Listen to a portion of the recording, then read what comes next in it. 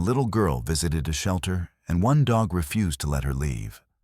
A connection so powerful, it left everyone stunned. When Max the retriever spotted 8-year-old Emma from across the room, he broke free from his handler, racing to her side with an urgency that confused everyone present. What happened next defied explanation. The normally shy rescue dog wouldn't leave her side, whimpering desperately when staff tried to separate them. The shelter workers were baffled until they uncovered the heartbreaking truth behind Max's behavior that would change both their lives forever. Emma didn't want to be at the shelter that day. The 9-year-old girl had been practically dragged there by her Aunt Sarah, who thought the visit might cheer her up. Maybe seeing the animals will help, her aunt had suggested with forced cheerfulness that morning. But Emma had only responded with a half-hearted shrug. It had been 3 months since the accident that took her parents, and Emma had barely spoken since. The once vibrant, animal-loving child had retreated into herself, moving through her days like a ghost. Aunt Sarah had tried everything: therapy, new toys, even a change of schools. But nothing seemed to break through the wall of grief Emma had built around herself. The Riverside Animal Shelter was busy that Saturday afternoon. Families wandered between kennels, volunteers walked dogs on leashes, and the air filled with a chorus of barks and meows. Emma trailed behind her aunt, eyes downcast, fingers absently twisting the friendship bracelet on her wrist, the last birthday gift from her mother. "Let's look at the dogs," Aunt Sarah suggested, gently guiding Emma toward the kennels. "You always loved dogs, remember?" Emma followed without protest, but without enthusiasm either. They passed kennel after kennel, each containing hopeful dogs pressing their noses against the chain-link fencing. Aunt Sarah tried to engage her. "Look at this one, Emma. Isn't he cute?" But the girl's responses remained minimal. That's when it happened. They had reached the last row of kennels when a commotion erupted from the far end. A golden retriever mix, previously quiet in his kennel, suddenly began barking frantically. The volunteer who had been about to take him for a walk was caught off guard as the dog lunged forward with unexpected strength. "Max, calm down," the volunteer called, struggling with the leash. But Max wasn't listening. His eyes were locked on Emma, his entire body trembling with what looked like desperate recognition. With one powerful movement, he pulled free from the volunteer's grip and bolted straight toward the little girl. Aunt Sarah instinctively moved to shield Emma, but before anyone could react, Max was there, circling the child, whining and nudging her hand with his nose. Emma froze, her eyes wide with surprise, the first real emotion she'd shown in months. "I'm so sorry," the flustered volunteer apologized, rushing over. "He's never done anything like this before. He's usually so gentle and a bit shy with strangers." But when she tried to take Max's leash, the dog planted himself firmly beside Emma, refusing to budge. He pressed his body against the girl's legs and looked up at her with eyes that seemed to plead. For a moment, time stood still in the noisy shelter. Then something remarkable happened. Emma's hand slowly rose and came to rest on Max's head. The smallest whisper escaped her lips. "Hi." The shelter manager, who had hurried over during the commotion, exchanged glances with Aunt Sarah. In that moment, they both witnessed something they couldn't explain, a connection that seemed impossible between a grieving child and a rescue dog who had never met before. But the shelter workers had never seen a dog act this way before. And what happened next left everyone speechless. "I'm sorry, but we need to take Max back to his kennel now," the shelter manager said gently, reaching for the dog's leash. What happened next astonished everyone. Max, the normally well-behaved rescue, backed away from the manager's outstretched hand and pressed himself even closer to Emma. A low, mournful whine escaped his throat, and his eyes darted between Emma and the adults with unmistakable anxiety. "That's unusual," the manager said, exchanging concerned glances with the volunteer. "Max has been here for 3 weeks, and he's never bonded with anyone like this." Aunt Sarah knelt beside Emma, whose hand remained firmly planted on the dog's golden fur. "Emma, honey, do you know this dog?" Emma shook her head, but her eyes never left Max. For the first time in months, there was a spark of something in those eyes.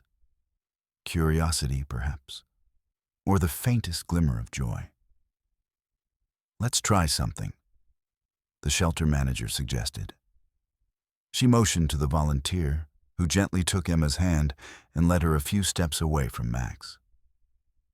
The reaction was immediate and heartbreaking. Max began to tremble visibly, his whines growing more desperate. He tried to follow Emma, but was held back by the manager.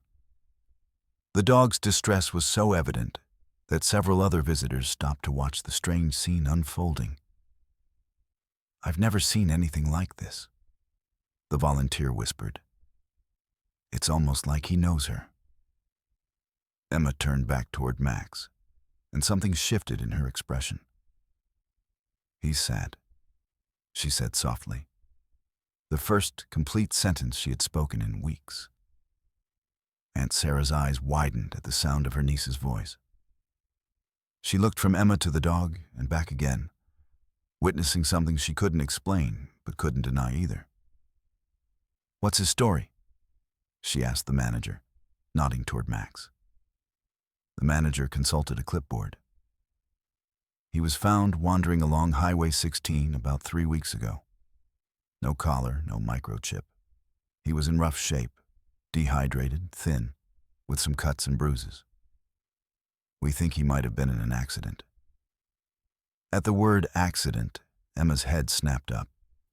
Something flickered across her face, a shadow of recognition perhaps, or a painful memory. "Highway 16? Aunt Sarah repeated, her voice suddenly tight. "That's where—" She stopped herself, glancing at Emma. That was where the accident had happened. The crash that took Emma's parents had occurred on that same stretch of road, almost exactly 3 months ago. A chill ran through the room as the coincidence hung in the air. "Can I?" Emma's small voice broke the silence. "Can I sit with him, please?" The adults exchanged looks before the manager nodded. "Of course." They moved to a small meeting room used for potential adopters to get acquainted with the animals. Max followed Emma without hesitation, his earlier distress melting away now that they were together again. Once inside, he settled beside her on a bench, resting his head on her lap as if he'd done so 1,000 times before. Aunt Sarah watched through the glass window, tears welling in her eyes. She hadn't seen Emma so peaceful since before the accident. "There's something else you should know about Max," the volunteer said quietly, joining Aunt Sarah at the window. "When we found him, he was clutching something in his mouth. He wouldn't let go of it for days." "What was it?" Aunt Sarah asked, though something in her heart already knew the answer. The volunteer reached into her pocket and pulled out a small, weathered object. "This friendship bracelet. It's identical to the one your niece is wearing." Aunt Sarah's hand trembled as she took the weathered friendship bracelet from the volunteer. The colorful threads were faded and frayed, caked with mud and what might have been dried blood. But the pattern was unmistakable. Identical to the one Emma wore, the last gift from her mother. The intricate weave of blue, purple, and yellow threads formed a distinctive zigzag pattern that Sarah had watched her sister create at the kitchen table just weeks before the tragedy. "This can't be possible," she whispered, turning the bracelet over in her palm, feeling the weight of coincidence too heavy to be mere chance. Emma's mother made matching bracelets for them both before. Her voice caught in her throat like a physical thing. Before the accident. Emma's wearing hers, and her mother was wearing the other one when. She couldn't finish the sentence. The memories of identifying her sister's body at the morgue, still too raw, too visceral.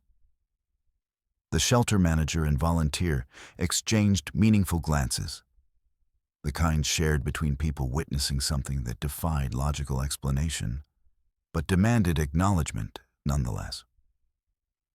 The highway where Max was found, the manager said carefully, her voice lowered to ensure Emma couldn't overhear through the glass partition.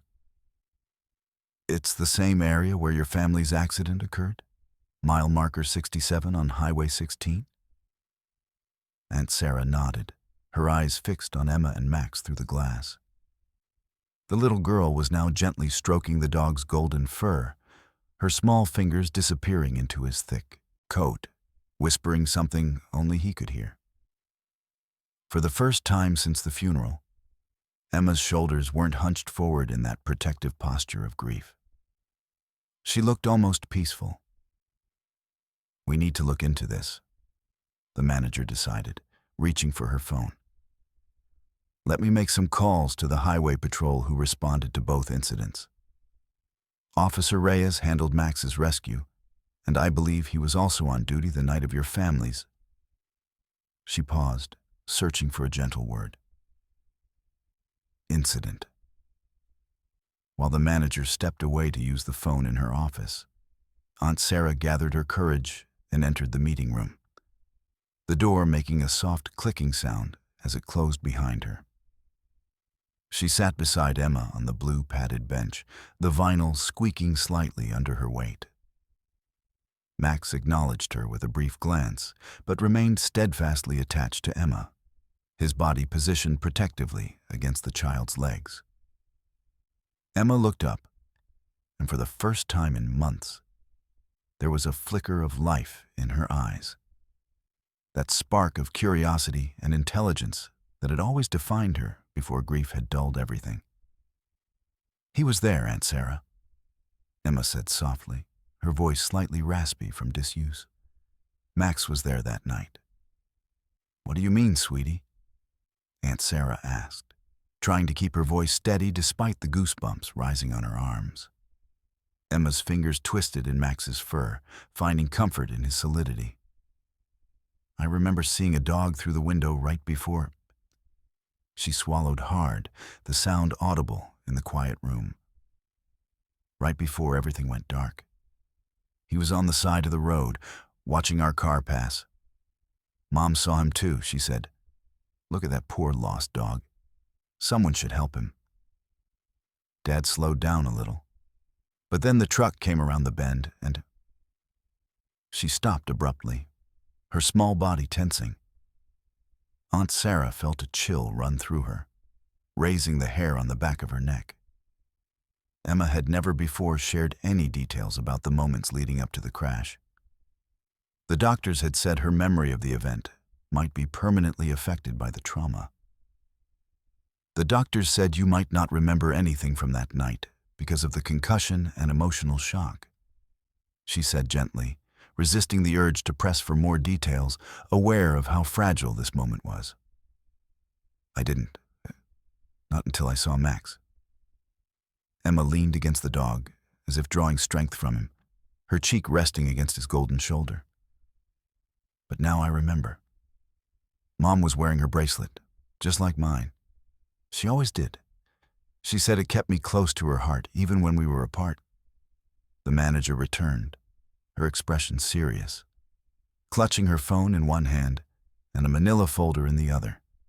She beckoned Aunt Sarah to step outside briefly, but Emma shook her head vehemently.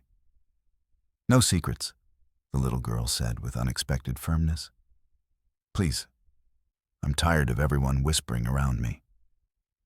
The adults exchanged glances, and the manager nodded in acquiescence. I just spoke with Officer Reyes, who responded to both incidents, she explained, pulling up a chair to sit across from them. The night of your family's accident, they did record in their official report that a dog was seen running from the scene by 2 different witnesses. But they couldn't locate it afterward despite searching the area. They assumed it was a stray that had been frightened by the crash. She opened the folder and carefully laid out several photographs. And when Max was found 3 weeks ago, it was less than half a mile from the accident site, in this small wooded area just off the highway. He had created a sort of den under a fallen tree. The officer said he seemed to be guarding something, which turned out to be the bracelet. But that was months apart, Aunt Sarah said, confusion evident in her voice as she studied the photos of a thinner, more ragged-looking Max being coaxed from beneath a massive oak trunk. How could he have survived all that time on his own? It's been through winter since then. Dogs are remarkably resilient, the volunteer offered, having joined them quietly. And this area has several farms nearby. He might have scavenged or even been fed occasionally by farmers who thought he was just passing through. There are stories of dogs returning to the same spot for years, waiting for their owners. In Japan, a dog named Hachiko went to the train station every day for 9 years after his owner died. But Max wasn't our dog, Emma said, looking up, her brow furrowed in concentration. We'd never seen him before that night. We didn't even have a dog because Dad was allergic. The manager knelt beside Emma, her voice gentle but free of the condescending tone adults often used with children. Sometimes, special dogs choose their people, even before they meet properly. There are things in this world we can't always explain with science or logic. Maybe Max saw your family that night and felt a connection. Then, when the accident happened, he tried to help, Emma finished, her eyes suddenly welling with tears. And he took Mom's bracelet to remember her, to keep her safe until he could find me. The adults fell silent, moved by the child's simple explanation that somehow made more sense than anything else in this inexplicable situation. The highway patrol also mentioned something else. The manager added quietly, directing her words to Aunt Sarah while keeping a gentle hand on Emma's shoulder. When they found your sister after the accident, her personal effects were cataloged, and they noted specifically that while she was wearing a watch and wedding ring, her bracelet was missing. They assumed it had been torn off in the impact. Aunt Sarah covered her mouth with trembling fingers, tears flowing freely now, carving warm paths down her cheeks. The impossible connection between this dog and her niece was becoming clearer, though no less miraculous. Something beyond coincidence had brought them together. Whether fate, divine intervention, or some inexplicable bond that transcended ordinary understanding. What happens now? Emma asked, her arms wrapped protectively around Max's neck, her cheek pressed against his fur. The dog sat perfectly still, as if understanding the gravity of the moment, his amber eyes watching the adults with an intelligence that seemed almost human. The answer seemed obvious to everyone in the room. Some bonds, however unexplainable, were simply meant to be honored. Well, Aunt Sarah said, wiping away tears with the back of her hand and managing a genuine smile for the first time in months. I think we need to fill out some adoption papers. That is, if Max passes the home inspection. Emma's face brightened, a shadow of her former self emerging from behind the wall of grief that had enclosed her for so long. Really? Max can come home with us? Forever? I think Max has been trying to find his way home to you for a very long time, the manager said, her own eyes moist as she reached for the clipboard hanging by the door. It's time to help him complete that journey. As if understanding every word, Max gently licked Emma's hand, his tail sweeping across the floor in a steady rhythm of contentment and relief. The mysterious guardian who had carried a piece of her mother all this time had finally fulfilled his promise. And in that moment, surrounded by strangers who were now witnesses to something none of them could fully explain, Emma felt the first small healing of her broken heart. A tiny crack in the wall that had separated her from the world since that terrible night on Highway 16. Mom would be happy, she whispered into Max's ear, too softly for the others to hear. She always wanted me to have a dog. The adoption paperwork took less time than expected. The shelter manager, moved by the extraordinary circumstances, expedited the process while still ensuring all proper protocols were followed. By late afternoon, Max was officially Emma's dog, or perhaps more accurately, Emma was officially Max's person. The shelter staff gathered at the front desk to witness the final signatures. An unusual gesture that spoke to how deeply their story had touched everyone involved. "We've included his medical records," the manager explained, handing Aunt Sarah a thick manila folder. "He's up to date on all vaccinations, heartworm negative, and the vet estimates he's about 3 years old.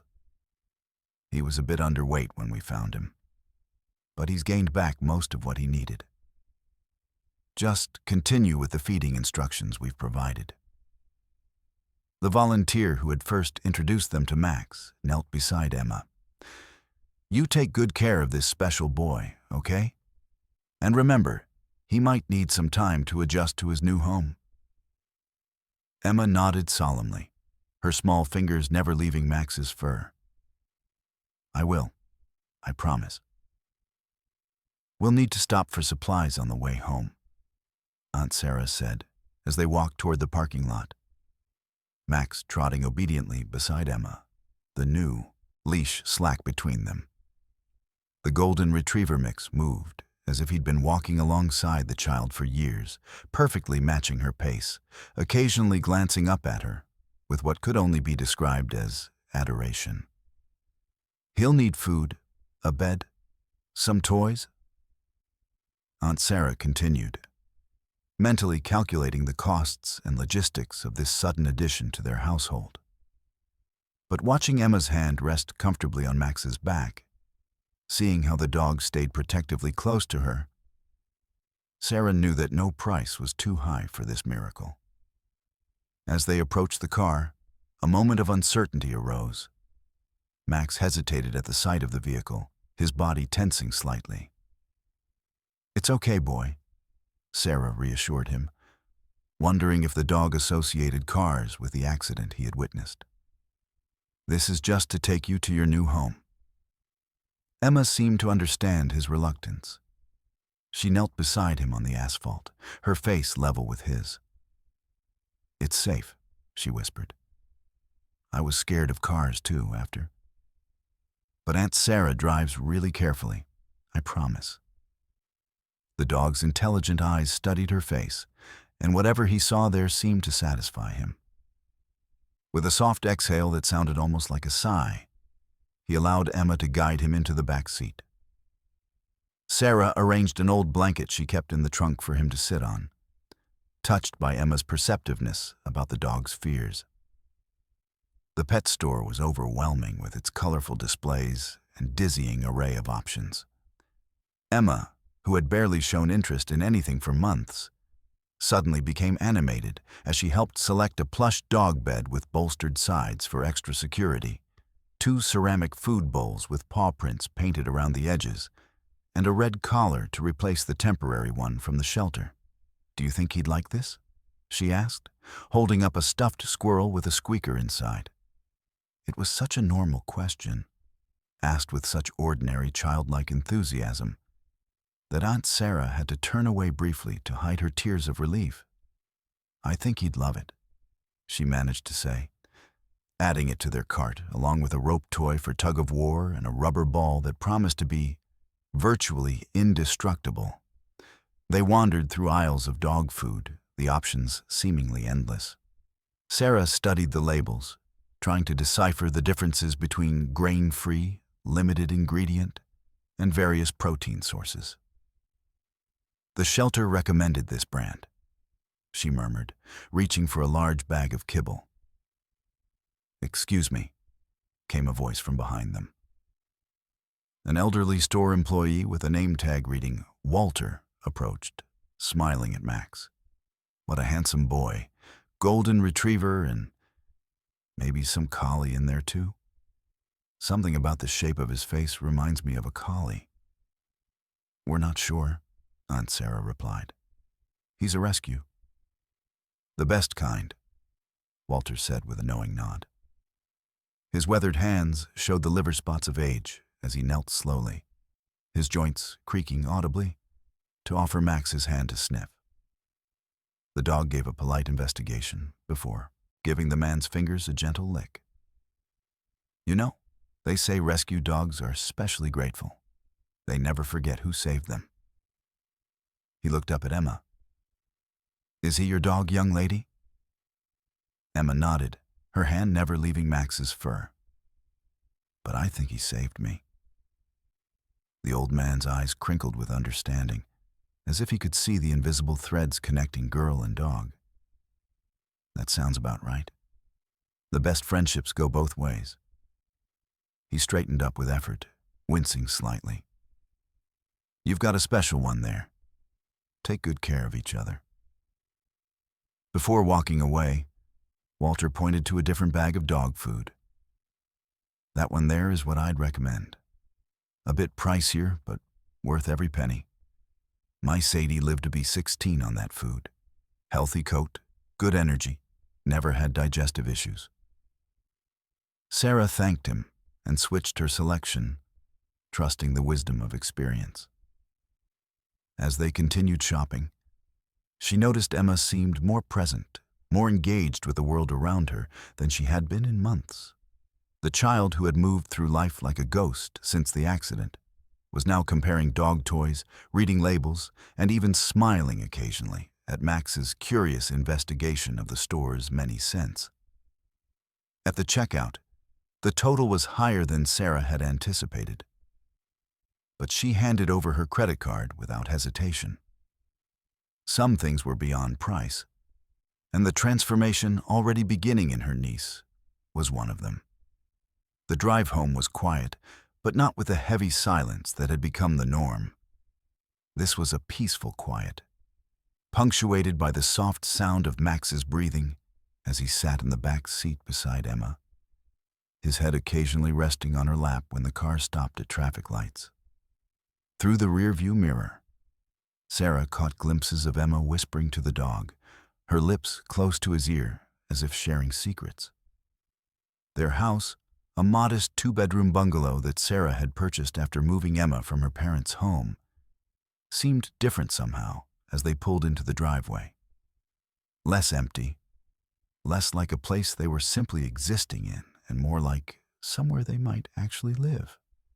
"Let's show Max around," Aunt Sarah suggested, carrying bags of supplies while Emma guided the dog up the front steps, which he navigated with careful precision. Max entered the house cautiously, his nose working overtime as he took in the new scents. His nails clicked softly on the hardwood floors as he followed Emma from room to room, investigating each space with careful consideration. He sniffed at the kitchen with its lingering aromas of that morning's toast and coffee, explored the living room with its comfortable but slightly worn furniture, and paused at the bathroom, perhaps confused by the strong scent of cleaning products. When they reached Emma's bedroom, the dog's behavior changed noticeably. He became more animated, circling the small space with increasing excitement, sniffing at the dresser where Emma kept her few treasured possessions from her previous life. A snow globe from a family vacation to Vermont, a framed photo of her parents, a small jewelry box containing her mother's necklace that Sarah had saved for when Emma was older. Most curiously, Max approached the bed and pressed his nose against the handmade quilt that had come from Emma's previous home, the one her mother had crafted from scraps of Emma's baby clothes. He inhaled deeply, then looked at Emma with an expression that seemed almost like recognition. "He likes my room," Emma said, a small smile playing at the corners of her mouth. "It seems so," Sarah agreed, setting down the new dog bed in the corner near the window where afternoon sunlight created a warm patch on the floor. "Should we put his bed in here?" Emma nodded emphatically, and Max, as if understanding the exchange, immediately went to the plush bed and turned 3 circles before settling onto it with a contented sigh. He looked perfectly at home, as if he'd found exactly where he was meant to be. "He's already figured out the best sunspot," Sarah observed, trying to keep her voice casual despite the lump in her throat. This simple domestic scene was something she had feared might never happen again. Emma, engaged and present, interested in something beyond her grief. They spent the next hour setting up Max's food and water station in the kitchen, organizing his toys in a basket by the back door, and establishing house rules. Where he could go, where he would sleep, how often he would need walks. Emma listened attentively, asking questions, making suggestions with an enthusiasm that had been absent for so long. "Can I be in charge of feeding him?" she asked, carefully measuring kibble according to the instructions on the bag. "Absolutely," Sarah agreed. "It's a big responsibility, but I think you're up for it." Emma nodded seriously. "I won't forget. Not ever." That evening brought the first glimpse of normal family life they'd experienced since the accident. They ate dinner at the kitchen table, Sarah and Emma in their chairs, Max lying politely nearby, accepting an occasional approved table scrap from Emma's fingers. They discussed practical matters about Max's care, walking schedules, feeding times, grooming needs, like any family might when adjusting to a new pet. "We'll need to find a veterinarian," Sarah noted, making a mental list. "And maybe look into some basic training classes, just to make sure we're starting off right." "Do you think he already knows commands?" Emma asked, watching as Max remained in a perfect downstay position without being told. "He seems very well behaved," Sarah acknowledged. "The shelter said he must have had some training before whatever happened to him. We can try some basic commands tomorrow and see what he knows." But both aunt and niece knew this was far more than a simple pet adoption. The dog's presence had shifted something fundamental in their household, had breathed life into spaces that had felt hollow for months. There was a warmth now, a sense of purpose that had been missing since they'd moved into this house that had never quite felt like home. After dinner, Emma asked if she could take Max into the backyard. Sarah watched through the kitchen window as her niece threw the new ball for the dog, who retrieved it with impressive speed and returned it to her feet, waiting patiently for the next throw. Emma's laugh, a sound Sarah hadn't heard in so long she'd almost forgotten its melody, floated through the open window as Max performed an exuberant play bow, tail wagging furiously. When twilight descended, they called it a day. Max needed one final trip outside before bedtime, and Emma insisted on accompanying him, flashlight in hand, to the far corner of the yard. "He's very particular about where he goes," she informed her aunt seriously upon returning. "He needed to find just the right spot." Bedtime arrived, and for the first time, Emma didn't resist. She brushed her teeth, changed into pajamas, and climbed into bed without the usual reluctance. Max settled onto his new bed, though both Sarah and Emma suspected he might end up on Emma's bed before morning. "Would you like me to read you a story?" Sarah asked, hovering in the doorway, unwilling to break the spell of this improved evening. For months, bedtime had been a struggle, with Emma fighting sleep as if afraid of what dreams might come. Emma considered this, then shook her head. "Not tonight," But maybe tomorrow? The casual mention of tomorrow, an acknowledgement that there would be another day worth experiencing, made Sarah's heart swell with cautious hope. Of course, sweetheart. Tomorrow it is. She crossed the room and kissed Emma's forehead, then hesitated, perching on the edge of the bed. The nightlight cast soft shadows across the room, illuminating Max's watchful presence in the corner. You know, what happened today at the shelter? It was pretty amazing. I don't fully understand it, but I'm grateful. Emma's fingers played with the friendship bracelet on her wrist, the twin to the one Max had carried for so long. The shelter had returned it to them in a small plastic bag, and it now sat in the jewelry box on Emma's dresser alongside her mother's necklace. Mom always said there are more things in heaven and earth than we can understand. Sarah recognized the slightly mangled Shakespeare quote. Her literature-loving sister had often recited it when faced with life's inexplicable moments. Your mom was very wise. Aunt Sarah? Emma's voice was suddenly small again, vulnerable in a way that revealed the depth of loss still present beneath the day's happiness. Do you think Mom somehow sent Max to find me? Sarah sat on the edge of the bed, choosing her words carefully. As a practical woman who had always prided herself on logic and reason, her instinct was to offer a rational explanation. But the events of the day had shaken her understanding of what was possible. I think love is the strongest force in the universe, and your mom loved you more than anything in this world. So yes, I think it's possible that somehow, in some way, she made sure you wouldn't be alone. She brushed a strand of hair from Emma's forehead, remembering how her sister had made the same gesture countless times. Your mom would move heaven and earth for you, Emma, finding a way to send a special dog. That would be well within her capabilities. Emma seemed satisfied with this answer. She reached down to stroke Max's head, where it had appeared near her bed, the dog having silently moved closer as they spoke. Good night, Aunt Sarah. Good night, Max. Good night, sweetheart. Sleep well.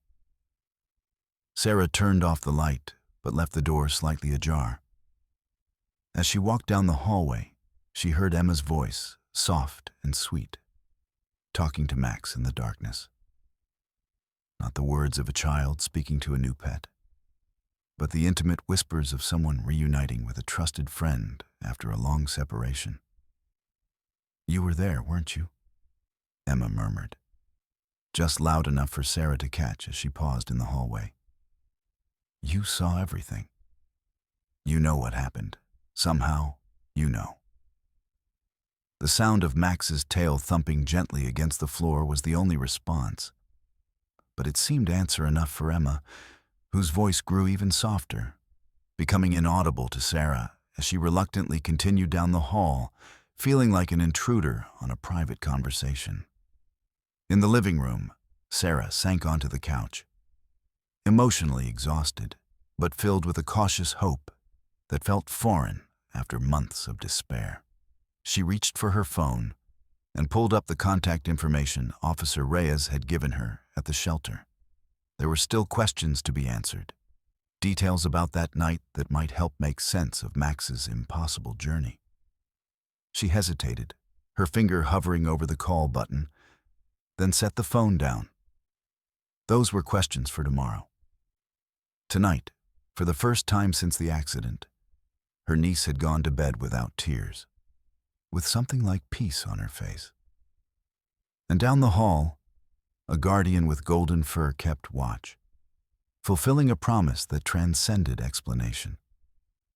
Sarah moved to the kitchen and poured herself a small glass of wine, then carried it to the mantel where she'd placed her favorite photograph of her sister's family. Emma sandwiched between her parents at the beach last summer, all three squinting into the sun, wind-blown and laughing. She raised her glass in a silent toast. I don't know how you did it, Jen. she whispered to her sister's smiling image. "But thank you." As if in response, the house settled with a soft creak, the ordinary sound of an aging structure adjusting to the night's cooling temperature. But in that moment, it felt like something more, like an acknowledgement from beyond the boundaries of the physical world. Sarah closed her eyes, offering a silent thank you to her sister, wherever she might be, for finding a way to send Emma exactly what she needed. Not just a pet, but a living connection to the love that had seemed lost forever on that dark stretch of Highway 16. Later, when Sarah checked on Emma before going to bed herself, she found exactly what she had expected. Max had moved from his dog bed to Emma's, curled protectively around the sleeping child. Emma's face was peaceful, one arm draped over the dog's broad back, her breathing deep and even. For the first time since becoming Emma's guardian, Sarah didn't worry about nightmares waking the child in the early morning hours. Something told her that with Max standing guard, the bad dreams would keep their distance tonight. "Good dog," she whispered from the doorway. Max's eyes gleamed in the darkness, reflecting the hallway light as he lifted his head slightly in acknowledgement. Then he returned to his vigil, resting his muzzle gently against Emma's shoulder, a silent promise to protect what had been entrusted to him. Sarah closed the door softly and headed to her own room, carrying with her the image of that peaceful tableau. A child and her dog, bound by something deeper than chance, watched over by love that had found a way to bridge the divide between loss and healing. The morning sunlight filtered through the curtains, casting a golden glow across Emma's bedroom. For the first time in months, Sarah didn't need to coax her niece awake with repeated gentle attempts. Instead, she found Emma already up, sitting cross-legged on her bedroom floor, showing Max her collection of seashells gathered from family vacations to the coast. "This one's from Cannon Beach," Emma was explaining, holding up a perfect sand dollar. "Dad helped me find it. And this spiral one is from when we went to Florida to visit Grandma." Max sat attentively, his head tilted slightly as if genuinely interested in each shell's origin story. He looked up when Sarah appeared in the doorway, his tail sweeping across the carpet in greeting. "Good morning," Sarah said, trying to hide her surprise at finding Emma so animated so early. "How did you both sleep?" "Really good," Emma replied, carefully returning her shells to their special box. "Max only stayed on his bed for a little while. I told him he could come up with me if he wanted, and he did. Is that okay?" "That's perfectly fine," Sarah assured her, making a mental note to buy a lint roller. Golden Retriever hair would soon become a permanent fixture in their lives. "Are you hungry? I was thinking we could make pancakes." Breakfast became another small miracle. Emma, who had been picking at her food for months, ate 2 full pancakes and even asked for more syrup. Max sat politely beside her chair, accepting an occasional small piece that Emma slipped him when she thought Sarah wasn't looking. "So," Sarah said, refilling Emma's glass with orange juice, "I thought we might take Max to the park today. See how he does on a proper walk, maybe let him run a bit if there's a fenced area." Emma nodded enthusiastically. "Can we go to Riverside Park, the one with the big playground and the duck pond?" Sarah hesitated. Riverside Park had been a favorite weekend destination for Emma's family before the accident. They hadn't been there since, deliberately avoiding places too laden with memories. "Are you sure that's the one you want to visit?" she asked carefully. Emma's fingers found Max's fur, drawing strength from his solid presence beside her. I think it would be okay now. Max would like it there. There's lots of squirrels for him to chase." Sarah studied her niece's face, searching for signs of distress, but found only quiet determination. All right then.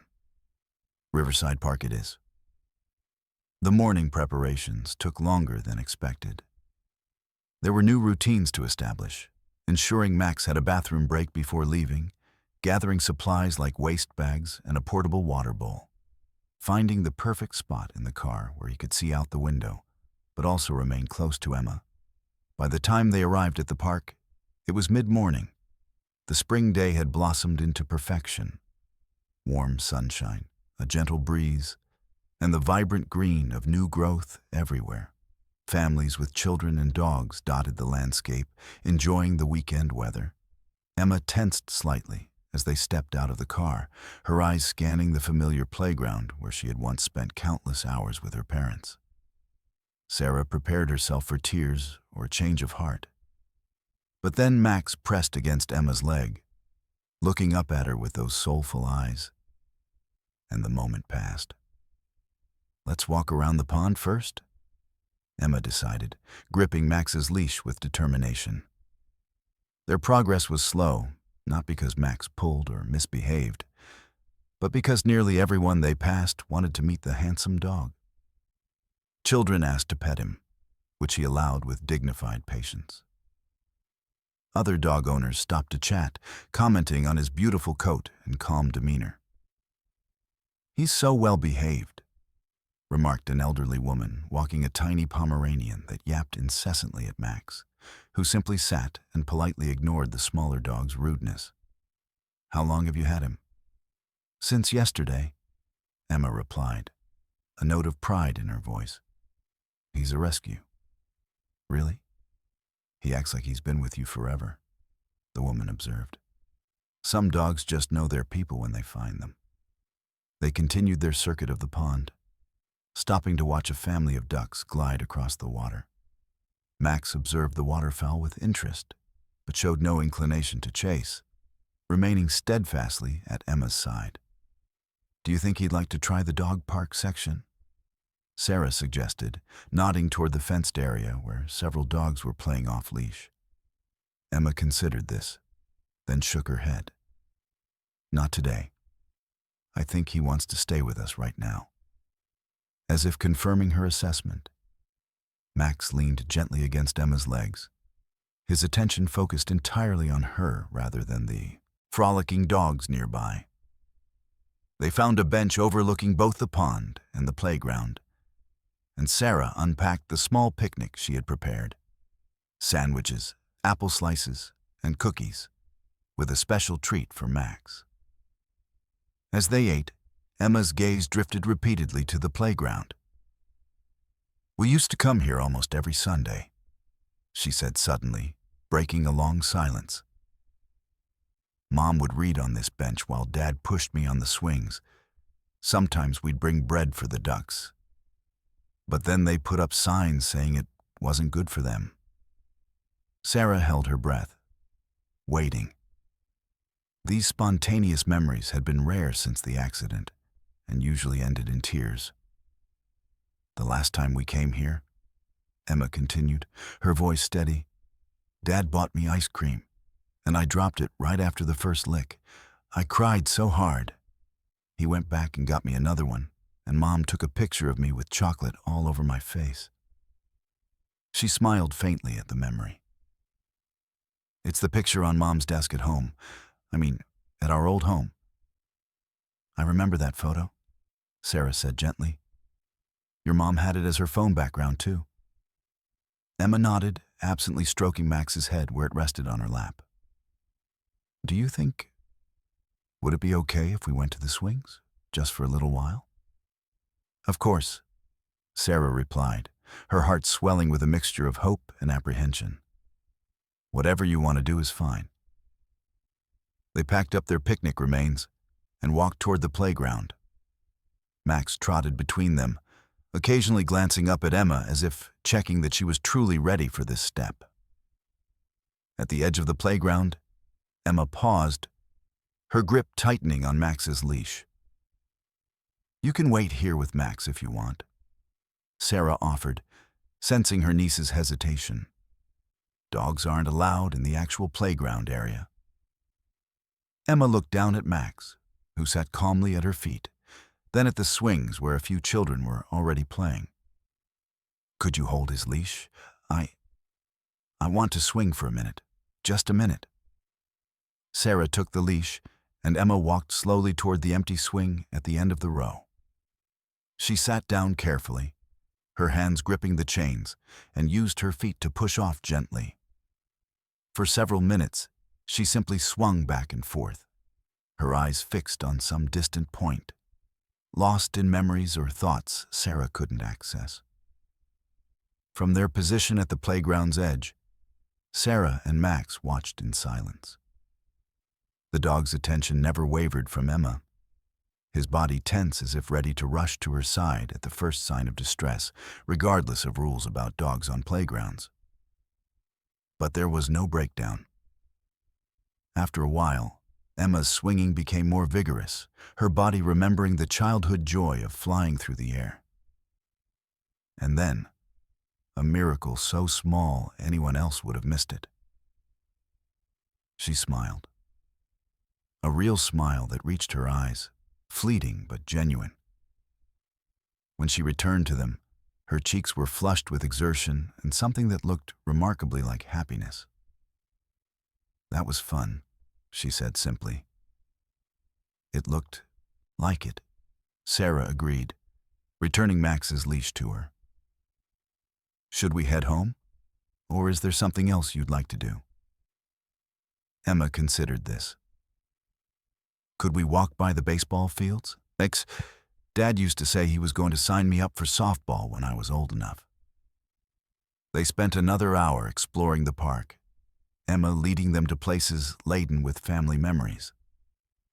With each stop, she shared a small story, her father teaching her to throw a frisbee, her mother identifying different types of trees, a picnic where ants had invaded their dessert.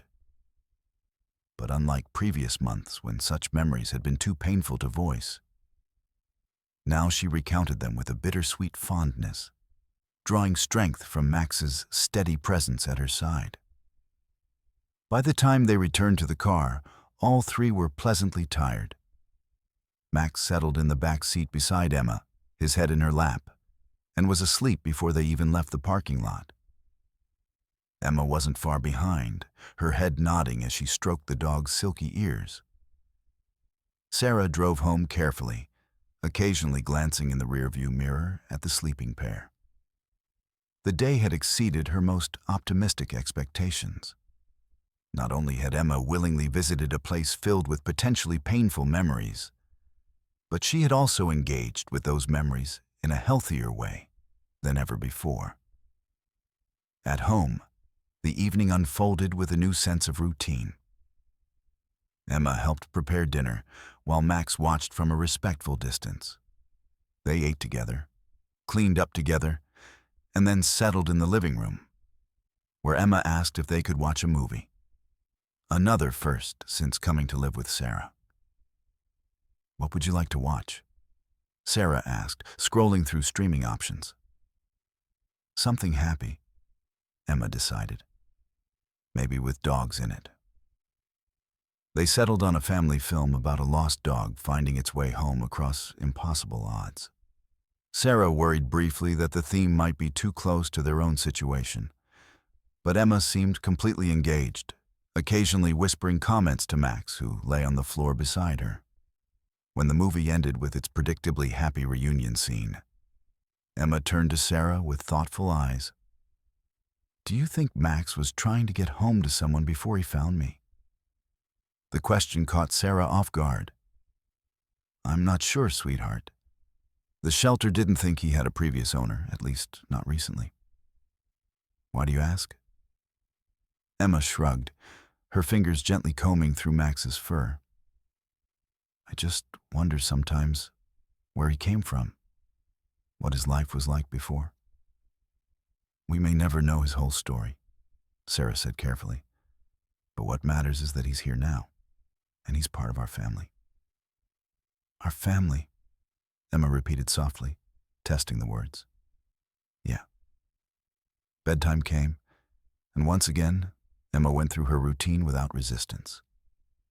As Sarah tucked her in, Max already settled on his bed in the corner, Emma asked a question that revealed how much she'd been thinking about their extraordinary circumstances. "Aunt Sarah, could we go back to where it happened? Where the accident was? Maybe there's, I don't know, something there that would help us understand about Max." Sarah felt a cold wave of apprehension wash over her. The idea of returning to the site of the crash, mile marker 67 on Highway 16, was something she had actively avoided thinking about. "I'm not sure that's a good idea, Emma," she said gently. "That might be too difficult for both of us." "But Max was there," Emma persisted. "He saw what happened, and he stayed there, or near there, for months. There must be a reason." Sarah took a deep breath, buying time to formulate a response that wouldn't dismiss Emma's feelings, but also wouldn't commit to something she wasn't sure either of them was ready for. "Let's give it some time, okay? We're just getting used to having Max with us. There's no rush to figure everything out at once." Emma seemed to accept this, though a small furrow remained between her brows. "Okay, but I think someday we should go. I think it might be important." "We'll talk about it again," Sarah promised, kissing her forehead. "Sleep well, sweetheart." "Good night, Aunt Sarah. Good night, Max." As Sarah turned to leave, Emma's voice stopped her once more. "Thank you for today, for taking us to the park. It was nice to remember the good stuff." Throat tight with emotion, Sarah could only nod before closing the door part way.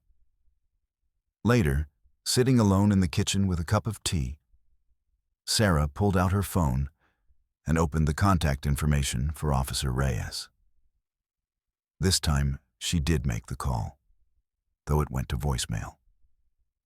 She left a message asking if they could meet to discuss the details of both incidents, the accident and Max's discovery. As she ended the call, she heard the soft click of Max's nails on the hardwood floor. The dog appeared in the kitchen doorway, watching her with those intelligent eyes. "Checking up on me?" she asked softly. Max padded over and sat beside her chair, resting his head on her knee in a gesture of comfort. Sarah stroked his silky head, marveling at how quickly this animal had integrated himself into their lives, bringing with him a sense of purpose and healing that had seemed impossible just days ago. "You're quite something, aren't you?" she murmured. "Whatever brought you to us, I'm grateful." The dog sighed contentedly, his warm weight against her leg a tangible reminder that they were no longer facing their grief alone. Whatever mysteries surrounded his appearance in their lives, one thing was certain. Max had brought with him the first real hope that Sarah had felt since that terrible night when her phone had rung with news that had changed everything. For now, that was enough. The rest, the questions, the inexplicable connections, Emma's desire to return to the accident site, could wait. Tonight, for the first time in months, their house felt like it might eventually become a home, and the future, while still uncertain, no longer seemed quite so bleak. Max stayed with her until she finished her tea, then led the way back to Emma's room, clearly considering his nighttime duties. At Emma's door, he looked back at Sarah as if checking that she too was settling in for the night. "Go on," she whispered. "I'm fine. Take care of her." With a soft woof of acknowledgement, Max slipped through the partially open door to resume his position as guardian to the sleeping child, who had, through some miracle none of them fully understood, become his purpose. Sarah stood in the hallway a moment longer, listening to the peaceful sound of her niece's deep, even breathing. Then she headed to her own room, carrying with her a feeling she had almost forgotten, hope, fragile but persistent, like the first green shoot after a long, hard winter. Monday morning arrived with the harsh buzz of Sarah's alarm clock. For a disorienting moment, she forgot the events of the weekend, her mind automatically bracing for the usual struggle to get Emma ready for school. The gentle coaxing, the silent tears, the reluctant compliance that had become their painful routine. Instead, she was greeted by the sound of movement in the kitchen and the unmistakable aroma of toaster waffles. Pulling on her robe, she found Emma already dressed in her school uniform, carefully pouring syrup over her breakfast, while Max sat attentively nearby. "Good morning," Sarah said, unable to hide her surprise. "You're up early?" Emma nodded, taking a bite of waffle. "I already took Max outside too. He needed to go out right away." "That's very responsible of you," Sarah said, pouring herself a cup of coffee from the pot Emma had apparently started. These small acts of independence had been absent for so long that their sudden reappearance felt almost miraculous. As they prepared for the day, Sarah noticed subtle changes in Emma's demeanor. The child moved with purpose rather than the listless shuffling that had characterized recent months. She packed her own lunch, brushed her hair without being reminded, and even located the homework she'd half-heartedly completed on Friday. "Are you feeling okay about school today?" Sarah asked carefully as they prepared to leave. This question usually triggered anxiety or quiet resignation. Emma glanced at Max, who had settled on his bed in the living room, watching their preparations with interest. "I think so. Can I tell people about Max?" "Of course," Sarah replied, relieved by this simple, normal concern. "I'm sure your friends will be excited to hear you got a dog." A shadow crossed Emma's face. "I don't really have friends anymore. Not since—" She trailed off, her fingers automatically finding the friendship bracelet on her wrist. Sarah knelt to meet her eyes. Maybe this is a chance to reconnect. Sometimes people don't know what to say when sad things happen, especially kids. But everyone loves hearing about dogs. Emma considered this, then nodded. "Max is pretty special. Maybe they'd like to hear about how he found us." "That's a great idea," Sarah agreed, standing and gathering her keys. "Ready to go?" Emma walked to Max and wrapped her arms around his neck in a gentle hug. "I'll be back after school," she promised him. "Be good for Aunt Sarah when she comes home at lunchtime." Sarah had arranged to work half-days at the accounting firm for the first week of Max's adoption, allowing time to help the dog adjust to his new home. Watching the earnest goodbye between child and dog, she was struck by how quickly they had bonded, as if they truly had known each other in some previous life. The drive to school was filled with Emma's questions about what Max would do while they were gone, whether he might get lonely, and if they could perhaps look into doggy daycare. "So he has friends too?" Sarah answered each query patiently, marveling at this sudden outpouring of words from a child who had been nearly silent for months. At the school drop-off line, Emma hesitated before opening her door. "What if I have a bad day?" she asked quietly. Sarah understood the real question beneath the surface. The grief counselor had explained that children who experience trauma often develop fears of additional losses, worrying that if they leave loved ones, they might never see them again. "Then we'll handle it together," Sarah assured her. "And remember, Max will be waiting when you get home. He's not going anywhere." This seemed to satisfy Emma, who nodded and gathered her backpack. "Bye, Aunt Sarah. See you after school."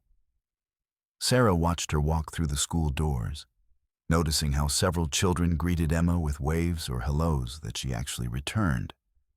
Small steps, but significant ones. During her morning at work, Sarah found herself checking her phone frequently, half expecting a call from the school counselor about Emma having a meltdown. When no such call came, she allowed herself to hope that perhaps this day might pass without incident. Another small victory in their journey toward healing. At lunchtime, she hurried home to check on Max. The dog greeted her at the door with enthusiastic tail wagging, but no signs of anxiety or destructive behavior. He followed her through her abbreviated lunch routine, then sat patiently while she gathered her things to return to work. "I'll be back with Emma around 3:30, she told him, feeling only slightly foolish for speaking to him as if he understood every word. Something in his intelligent gaze made it seem entirely possible that he did. The afternoon passed quickly, and soon Sarah was back in the school pickup line. When Emma emerged from the building, her expression was neutral rather than the mask of contained grief that had become so familiar. She climbed into the car and buckled her seatbelt before speaking. "How was Max while we were gone?" she asked immediately. "He was perfect," Sarah assured her. "How was your day?" Emma shrugged, but then offered, "Ms. Peterson liked my science project, and I told Zoe about Max during lunch. She wants to meet him sometime." Sarah recognized the name. Zoe had been one of Emma's close friends before the accident, one of many who had gradually drifted away as Emma retreated into herself. That would be nice. Maybe she could come over this weekend. Emma didn't commit to the idea, but didn't reject it either. Progress compared to her previous refusals of any social interaction. "Maybe. Can we stop at the library? I want to get some books about dogs." The request was so normal, so refreshingly age-appropriate, that Sarah immediately agreed, even though it meant adjusting their usual route home. At the library, Emma moved with purpose to the children's section, where she selected several books about dog training, canine behavior, and the specific characteristics of golden retrievers. Sarah watched from a discreet distance as the children's librarian, Mrs. Chen, engaged Emma in conversation. "Are these for a school project?" the librarian asked, helping Emma carry her stack of books to the checkout counter. "No, I got a dog," Emma replied, a hint of pride in her voice. "His name is Max. He's a golden retriever mix, and he's really smart." "How wonderful," Mrs. Chen exclaimed, scanning the books. "You know, we have a reading program where children can read to therapy dogs. It helps with confidence and reading skills. The dogs are very good listeners." For the first time, Emma showed real enthusiasm. "Really? Could Max be one of those dogs?" Mrs. Chen explained the certification process for therapy dogs, which involved training and temperament testing. "If your dog has the right personality, it's definitely possible. Here's a pamphlet about the program." Emma clutched the pamphlet along with her books, her mind clearly racing with possibilities. On the drive home, she read aloud sections about therapy dog requirements and the benefits they provided to children in schools, hospitals, and nursing homes. "Do you think Max could do this, Aunt Sarah? He's so good with people, and he's really calm."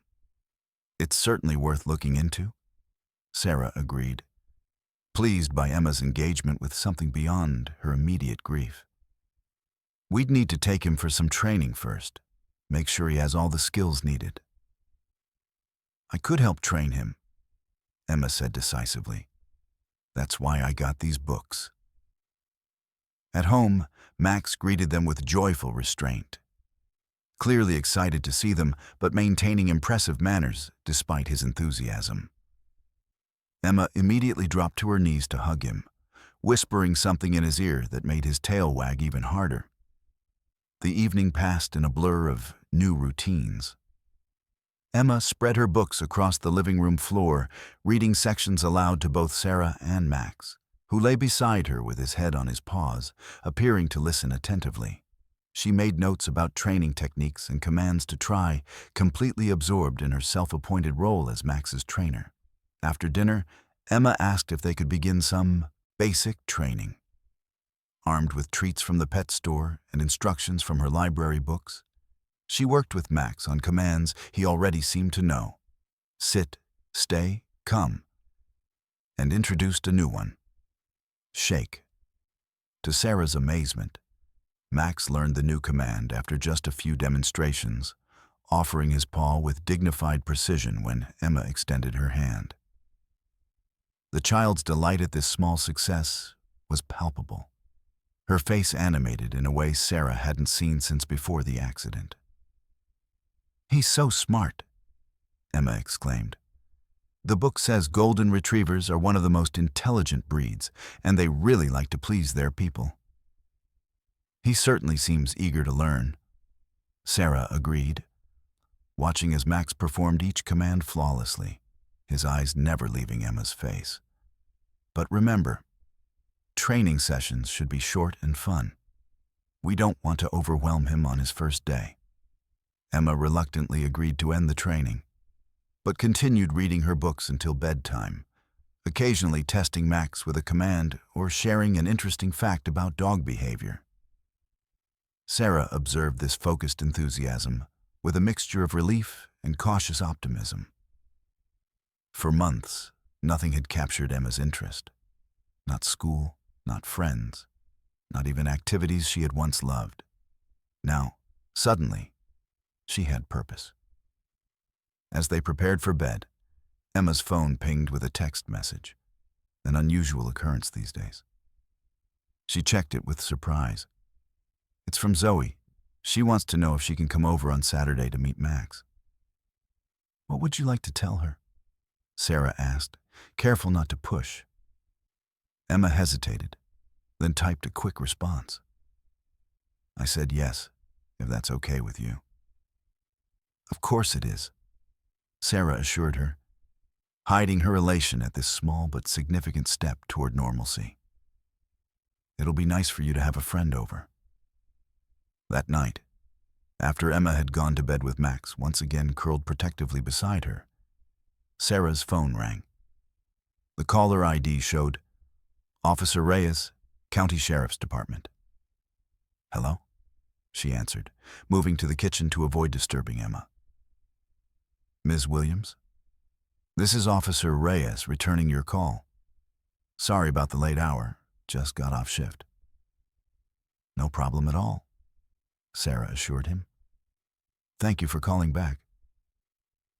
You mentioned wanting to discuss your family's accident and the dog we found near that area.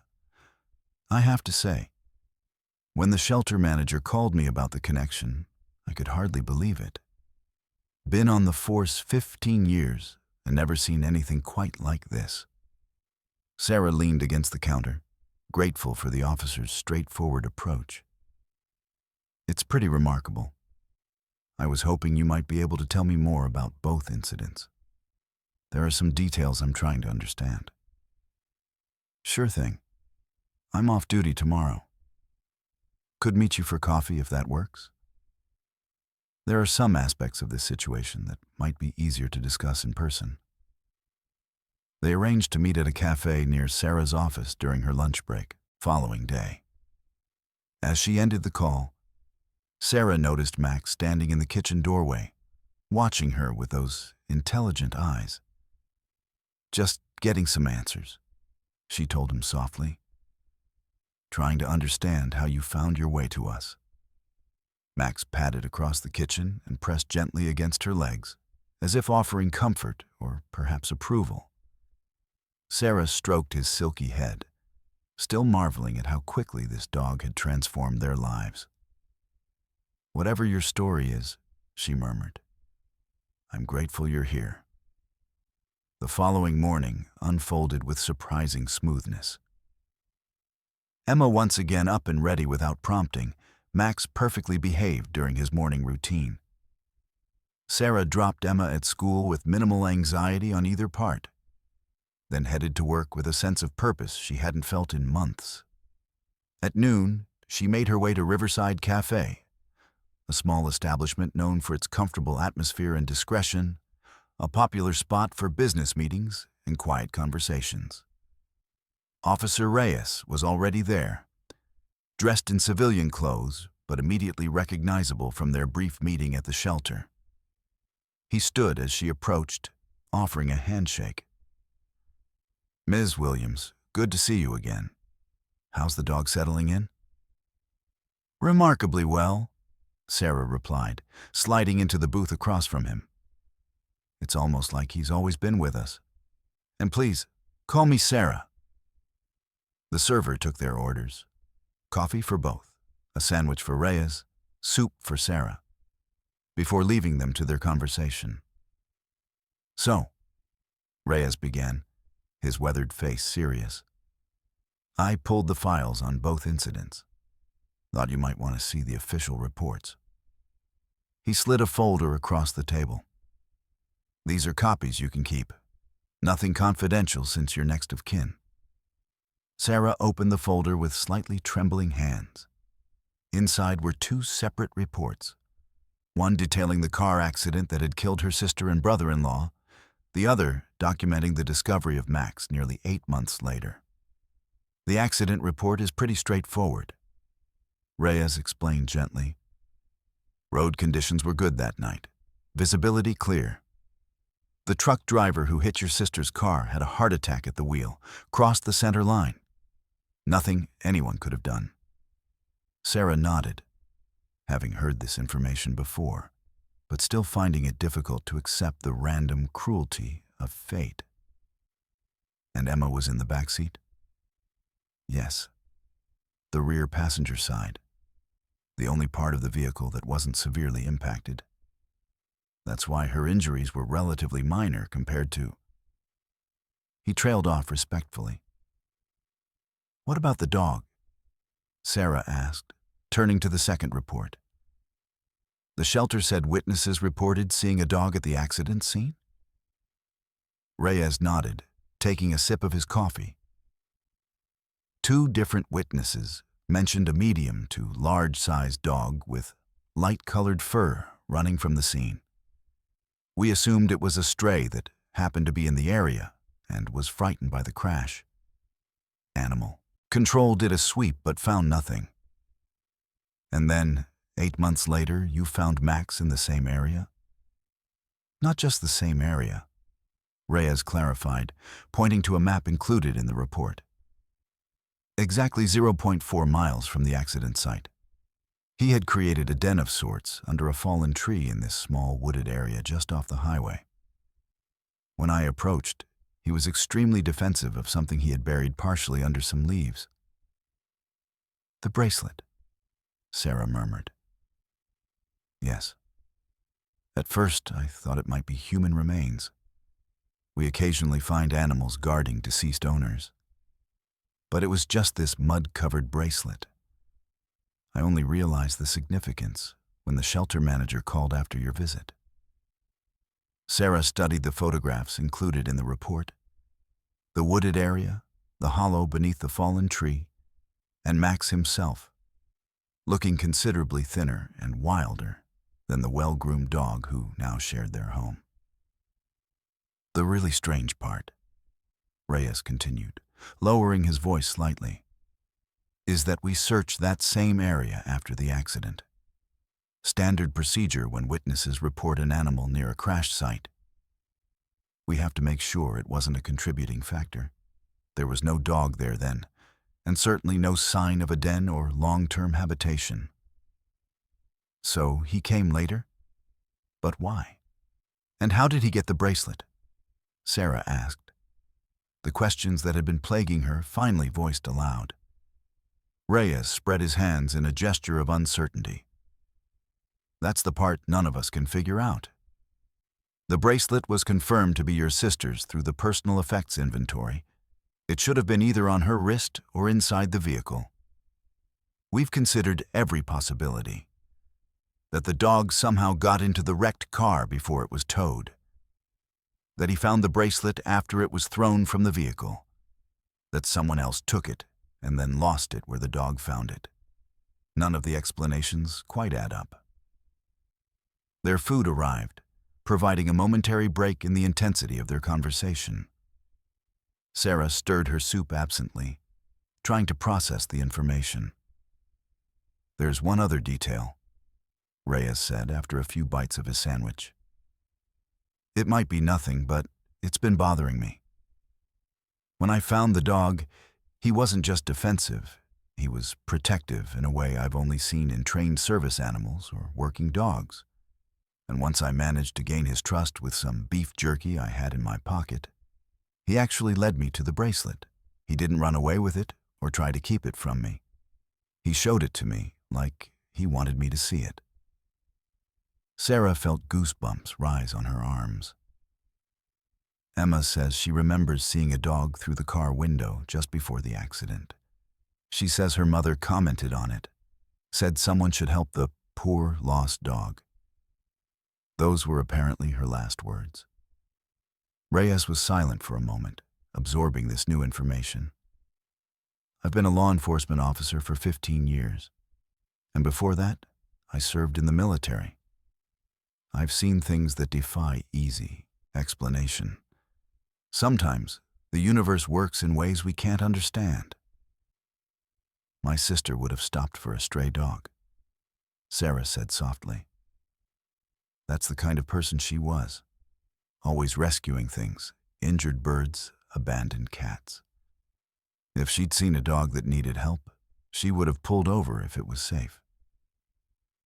"The accident happened so quickly after your niece remembers her mother's comment that they wouldn't have had time to stop," Reyes noted.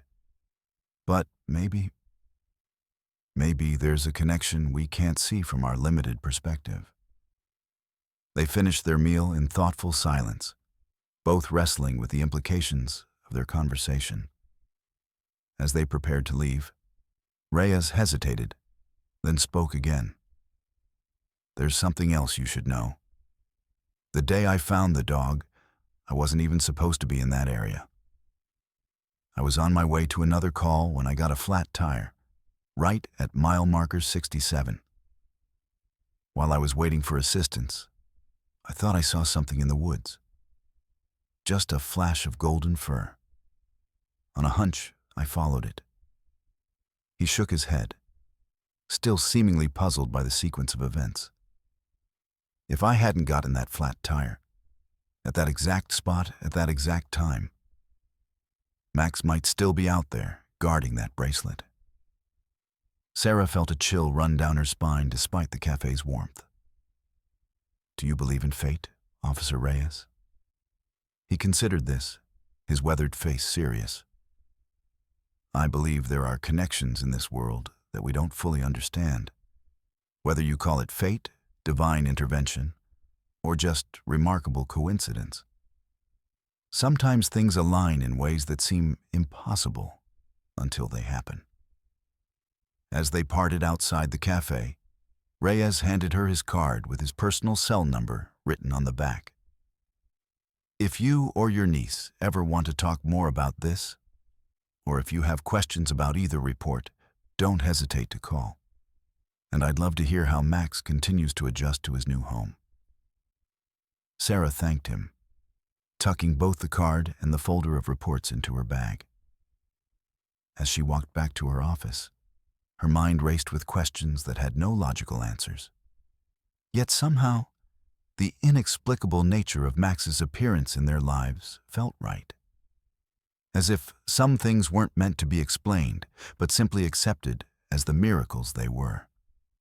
That evening, watching Emma and Max work on their training exercises in the backyard, the child laughing as the dog performed a perfect rollover on command, Sarah decided that some mysteries were better left unsolved.